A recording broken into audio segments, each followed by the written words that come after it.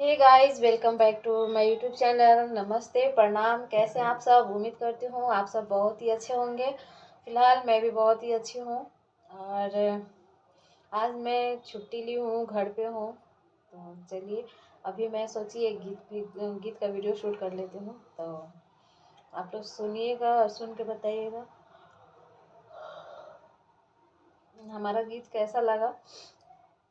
तो चलिए स्टार्ट करती हूँ। बहुत ही प्यारा सा झूमर है जो कि मैं गा रही हूँ। पिया हो तिरंगा खा के रही है ये नगरिया में, अजन जइहा कोई लड़िया में ना। राजा हो तिरंगा खा के रही है ये नगरिया में, अजन जइहा कोई लड़िया में ना। कोयला ढोवे के पड़ी, कोयला ला दे के पड़ी, कोयला ढोवे के पड़ी, कोयला ला दे के पड़ी। पिया हो खाए के मिली जस्ता मुनिया में, असुते के मिली पलनिया में ना। पिया हो खाए के मिली जस्ता मुनिया में, सूते के पलनिया में ना।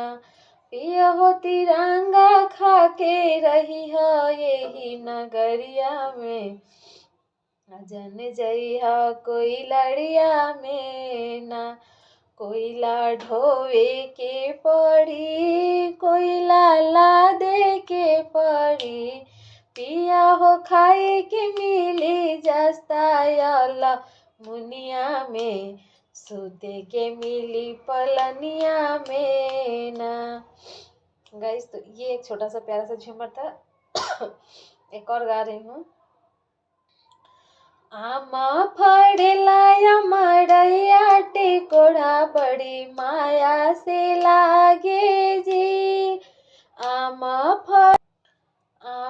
फड़ेला मड़ैया टिकोड़ा बड़ी माया से लागे जी।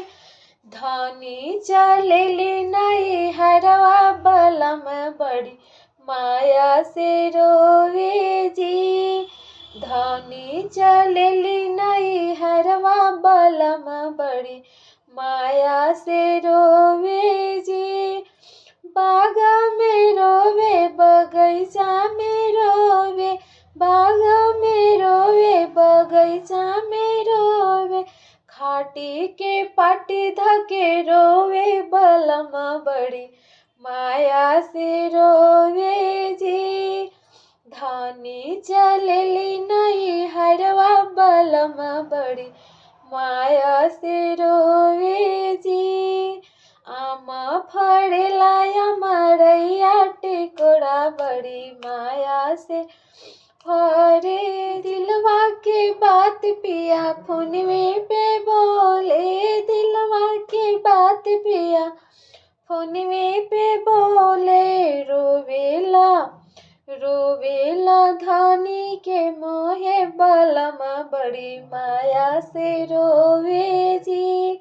धानी चलेली नहीं हरवा बलम बड़ी माया से रोवे जी।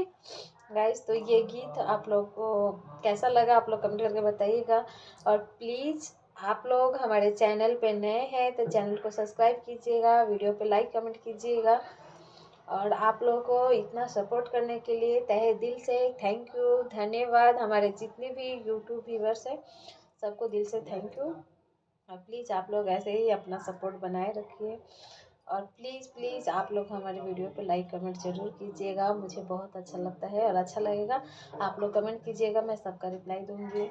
सो बाय बाय, मिलते हूँ आप लोग से अगले वीडियो में।